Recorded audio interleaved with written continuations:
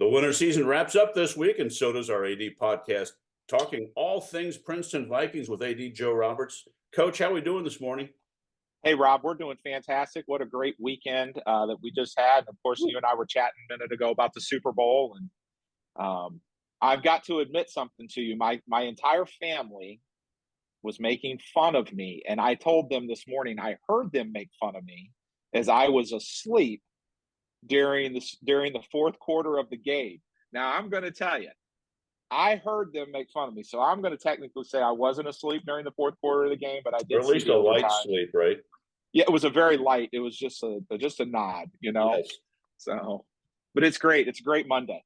Yeah, it was a good weekend for sports, and I know the boys basketball seedings happened yesterday. We'll talk about that here shortly. It seemed like the Vikings got a nice slot, and let me check here. Did they finish? Did you guys finish regular season? Yes. So finish the regular season 500, I believe. That I see 10-10, and they kind of battled. I'm looking. No, at we got one. We got two more to go. We got two more to go. I was looking at the girls. Yep. I was at the girls' side. Two GMC matches left at Colerain, and you host Fairfield on Friday to wrap up the regular season. And then with the tournament, you travel to Lakota West to face Ross on Thursday, the 22nd. But on Friday of last week, you had a nice win hosting Middletown 66-51. That had to feel good for the seniors. Yeah, absolutely. Rob, so I'll start there.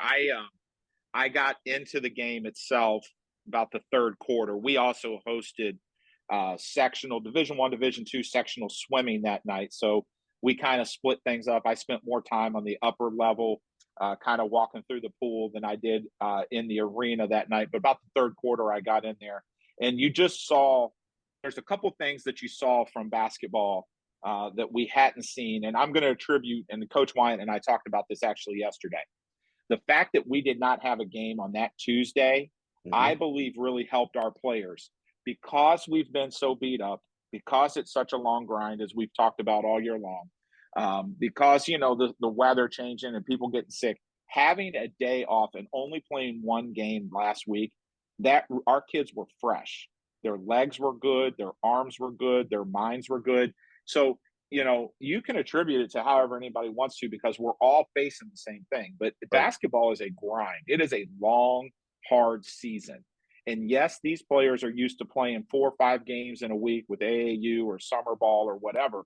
But it is a different type of basketball. It really, truly is. And our league, as you know, from top to bottom is just a crusher. And so having that mindset, and the kids made a lot of shots Friday night, and that's key for Coach Wyatt and his staff, is that they get the offense going so that they can do the defense that Coach Wyatt wants.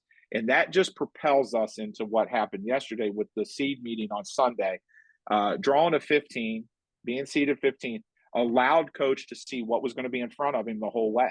Right. And so he got himself to where he thought was going to be the right bracket for our team, because now it is about where do you think you can get yourself to, whether you want to call it a sectional final or I like calling it district semis. Yes. You get yourself into the district semis, and then it just carries itself out after that. And so really excited about the bracket. We can't run away from anybody in the league. I mean, we're going to go against a really tough Ross team that shoots it really well. And then we'll see. With.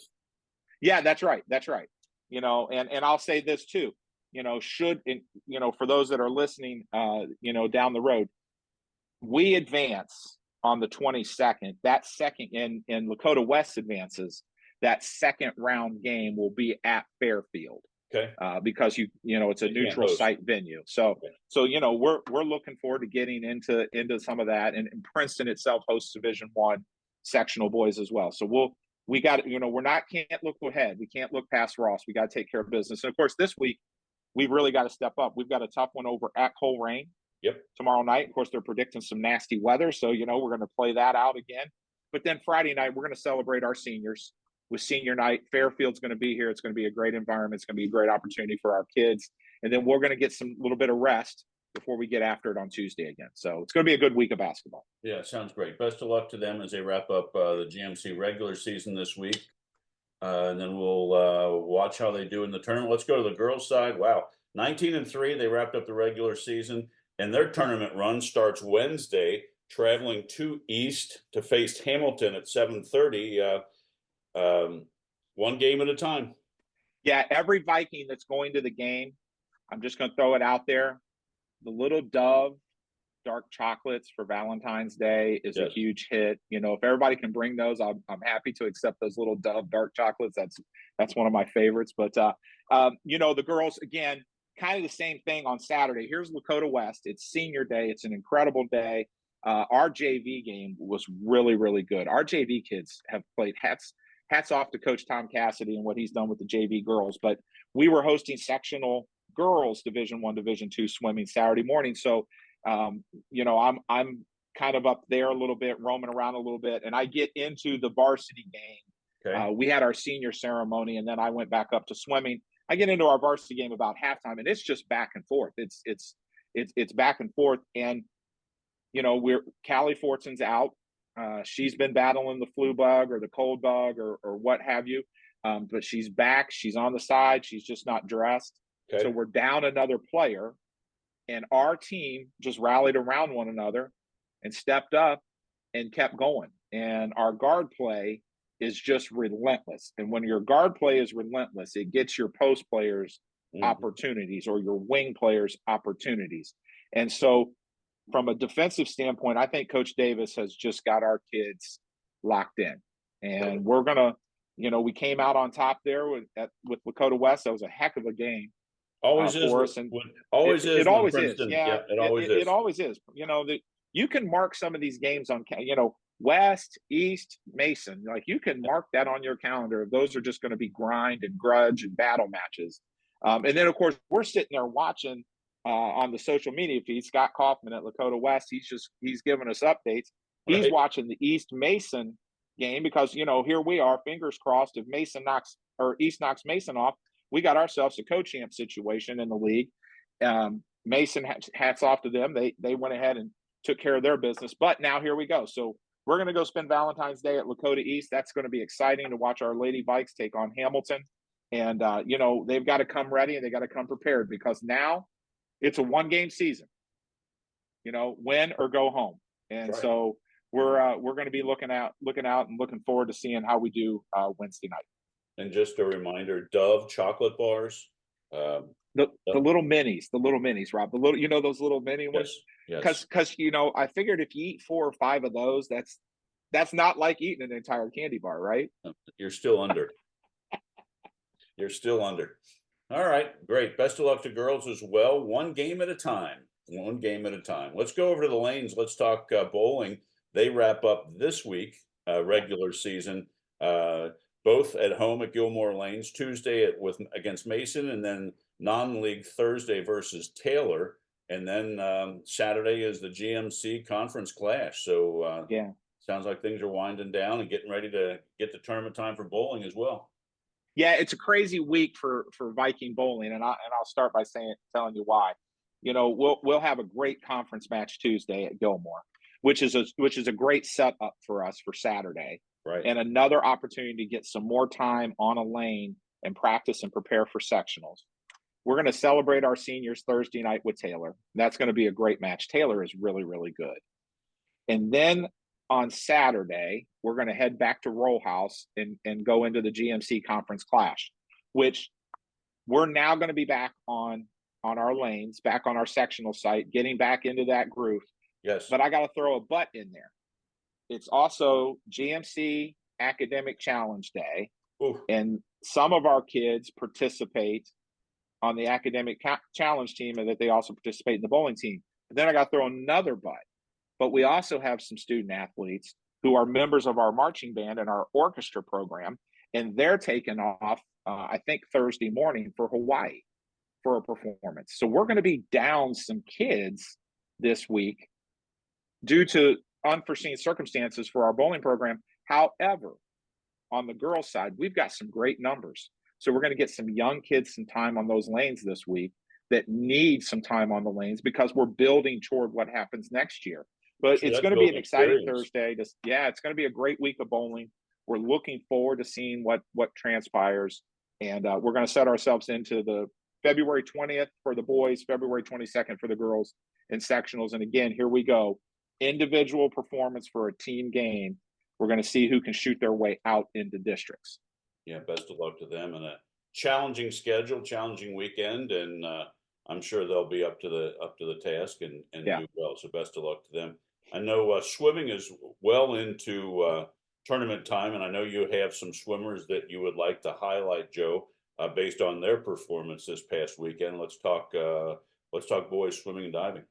Yeah, it was a great Friday, Saturday here at Princeton for the Viking swim team and for all the swimmers. And I touched on this on social media again. I say it all the time, it takes a village, and Viking Village is certainly blessed with all the support that we have to make our student athletes and our programs a No success. question. But we saw some great opportunity on the boys' side. Our 200 freestyle relay finished 23rd, qualifying for them for districts with a 138.83.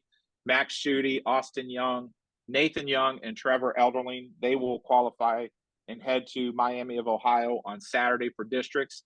And likewise, on the girls' side, Carly Nagel finished 25th, right on the number, 25.71 in the 50 free. She's heading to Miami. She also finished 20th in the 100 breaststroke with 111.71. And then our 200 and 400 yard freestyle relay teams, 18th in the 400 and 22nd in the 200. And that's Ava Solomon, Mallory Green, Elizabeth Edeling, and Carly Nagel. So we're really excited. Coach Mickey Albus and Coach Reese have done a great job. And we're going to send a bunch of kids up to Oxford on Saturday and try to see what kind of noise we can make there at districts. Oh, that's great. Well, best of luck to them and congratulations on that success this past weekend. Busy time for swimmers. Busy time. Busy time for swimmers. All right, let's go to the mat. Let's talk wrestling as they're getting ready as well. Yeah, GMC's on Saturday. It's going to be big. We've got some high expectations. I do want to touch a little bit. Our girls headed up to Wilmington this past weekend for a pretty big Sharpen the Axe invite, which is a pretty good girls invite for them. And we saw some great results out of that. And, you know, again, our girls program just continues to find its way through, and we're excited about the postseason for them as well. But then head to Middletown on Saturday for the boys for the GMC, and we're looking to throw a bunch of kids on mats and get themselves in the position where they're going to be on that podium individually, and then we'll head into sectionals the following week. Joe, it's really interesting the schools that have girls wrestling and talking with their ADs each week. They all talk about how the numbers are growing in that program. Yeah. It was pretty exciting for girls wrestling to see the excitement and just the number of girls that are interested in and participating and seeing how the sport's growing. It is. And, you know, we actually talked about it as a league, as a conference this past week. And we say this with all intensive purposes that we are trying to make this grow, and we don't have, as athletic directors, there's not a lot that we have to do to make it grow. The student athletes are making the program grow. We know as a conference right now, we're not ready to make it a full-fledged conference sport. The numbers just don't support it yet. But when you see the enthusiasm of the girls that are on those mats at every school, battling every day, we know that it's just a matter of time before it does catch hold. And I'll tell you the other thing that's interesting, Rob. While we were at Wilmington, the girls' youth programs, There you go, below grade 7, that's where it's starting. And, you know, take a testament to all the parents and the kids that are interested in it. That's where you're going to see the numbers. So, you know, you don't want to say 3 years from now, you don't want to say 2 years from now, but you watch that momentum take off. And it truly is a great emerging sport for student athletes. Yeah, it's just outstanding. The discipline and dedication for wrestlers and the life lessons that they learn becoming a wrestler and being part of a wrestling program, you know, that'll take you for the rest of your life. I mean, it's Let me great. tell you what they're not doing on Wednesday, Rob. Yeah, They're not eating Dove chocolate. that's Let right. me just tell you that right now. Well, just you'll welcome their Dove chocolates. Yeah, So, I'll take their portion off their hands. I'll put it in the little refrigerator, keep it cold. Yep, absolutely. perfect. Well, Joe, thank you for all these 8 great winter shows. Hopefully the fans have enjoyed us, our little insight of 15, 18 minutes, getting them up to speed with the Yeah. Vikings. And best of luck as the Vikings go into the tournament. And we'll touch base. I think it's going to be March 18th. We'll start our spring shows to talk all things Viking spring sports. But Joe, as always, thank you. Have a great week and a great tournament for all your teams. Rob, I do want to touch on one quick thing for you. Yes. So today is what we call we're calling it Open Qualification Day. So you and I talked about this facility master plan that we have, and today is the last day for design firms to submit qualifications for us. So we're super excited about that, and we're really looking forward to getting this information and sharing it out to our fans as we start to build this process through. So Can't wait to talk excited about it. February 12th today. Yeah, cannot wait to talk about it with you. Yep. Sounds great, Joe. Thanks, Have a Rob. good week. Talk Thank to you soon. so much, sir. All right, thanks. Yep. Bye. Bye-bye.